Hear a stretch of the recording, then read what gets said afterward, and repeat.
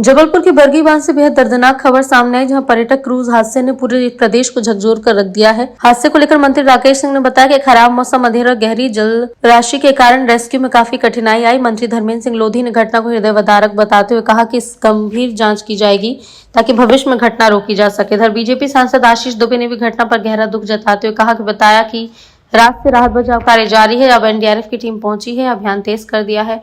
सवाल यह है कि आखिर सुरक्षा में चूक कहां हुई, फिर क्या इस हादसे को टाला जा सकता था। फिलहाल पूरा प्रदेश पीड़ितों के साथ है और हर अपडेट पर हमारी नजर है। कल शाम को हमें 6:30 बजे CSP Bargi police control room द्वारा सूचना दी गई कि बरगी डैम में क्रूज जो है डूब रहा है। सूचना प्राप्त होती ही एसडीआरएफ और होमगार्ड की टीम तत्काल घटनास्थल पर पहुंची। यहाँ पर आकर हमने देखा अंधेरा हो चुका था और बारिश की भी परिस्थितियां थी। हमारे द्वारा जो है रात्रि में सर्च अभियान चलाया गया, जिसमें हमारे द्वारा जो क्रूज था उसको खींच करके किनारे लाने की कोशिश की गई और सुबह जैसी परिस्थिति हमारे रेस्क्यू करने के लिए तैयार हुई। हमारे द्वारा आर्मी की टीम और एनडीआरएफ की टीम के साथ में डीप डाइविंग कार्य किया गया। मैं Neeraj Singh Thakur, home guard commandant Jabalpur. 4 dead body कल शाम को घटना के बाद में मिल गई थी देर रात तक। उसके बाद आज जब आर्मी की टीम आई है और उन्होंने डाइविंग की है तो उन्होंने क्रूज के अंदर से 5 डेड बॉडी आज रिकवर की है और अभी कुछ डेड बॉडीज अंदर हैं। एग्जैक्ट नंबर अभी उनको मतलब विजिबिलिटी का नहीं पता चल रहा है, लेकिन वो लगातार डाइविंग करके उसको एफर्ट्स कर रहे हैं। कौन कौन सी कंपनियां हैं जो सर काम कर रही हैं? यहाँ पे देखिए, जो इसमें क्रूज के पास में जो रेस्क्यू वाला काम है उसमें 3 एजेंसीज मेन है, जिसमें कि आर्मी है, एनडीआरएफ है, एसडीआरएफ है। इसके अलावा जो बाकी आप ये देख रहे हैं जो इंजीनियरिंग वर्क्स रिलेटेड है, जिसमें ये रैम बन रहा है, इसमें वाटर रिसोर्स डिपार्टमेंट है, पब्लिक वर्क्स डिपार्टमेंट है और जो यहाँ पे ये बगल में आपके जो काम चल रहा है इसका वाटर प्लांट का, उसकी जो कंस्ट्रक्शन एजेंसी है वो इन्वॉल्व। अभी तक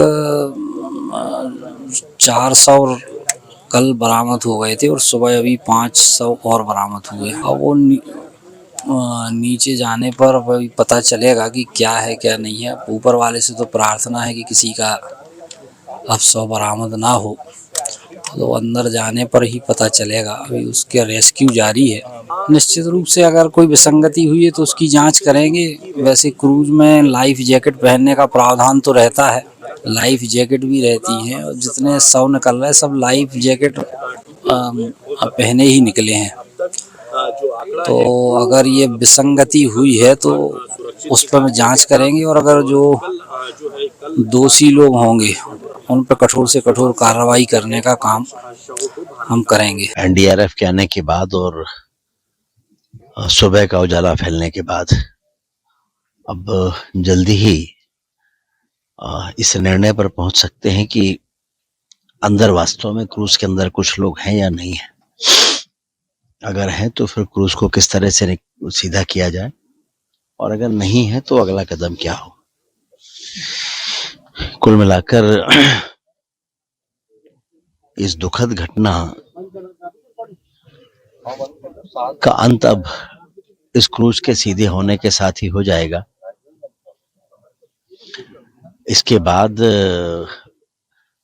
जांच से लेकर और वो सारी कार्रवाइयां जो आने वाले समय में भी सबक के रूप में काम आती रहे, निश्चित रूप से उन पर विचार होगा और वो प्रारंभ होंगी। लेकिन जैसा कल रात से ही हम सभी कह रहे हैं कि आवश्यकता इस बात की है कि एक बार ये रेस्क्यू का काम पूरा हो जाए और अब ऐसा लगता है कि वो पूरा होने की स्थिति में हम लोग वहां तक पहुंच चुके हैं।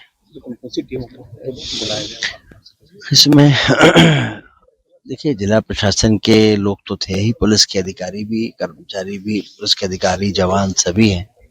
फिर एसडीआरएफ की टीम पूरी रात से लगी रही है। एनडीआरएफ की टीम भी सुबह 4 बजे आ गई है, उसने भी मोर्चा संभाल लिया है। निश्चित रूप से दुखद घटना है कल जो यहाँ घटित हुआ है, ये कहीं ना कहीं हमको द्रवित कर रहा है और रेस्क्यू ऑपरेशन कल रात से ही पूरी रात यहाँ चला है और अभी सुबह से भी एनडीआरएफ भी आ गई और उसके बाद से चल रहा है। कल हमने लोगों को जीवित बचाया है, 22 लोगों को, लेकिन कल 4 शव हमने इसमें से निकाले थे और आज भी अभी 3 शव और निकाले गए हैं। मैं तो यही ईश्वर से प्रार्थना करूंगा कि कोई चमत्कार हो और इस शव मिलने का क्रम अब रुकना चाहिए। और कल ही हमारे प्रदेश के मुख्यमंत्री डॉक्टर मोहन यादव जी ने मृतकों को 4-4 लाख रुपए की राशि मुआवजे के रूप में उसकी घोषणा भी की है संवेदनशीलता के साथ। और निश्चित रूप से ये अभी रेस्क्यू पूर्ण होने के बाद इस घटना की जांच भी की जाएगी और जांच में जो भी तथ्य निकल कर आएंगे उसके आधार पर कार्रवाई की जाएगी।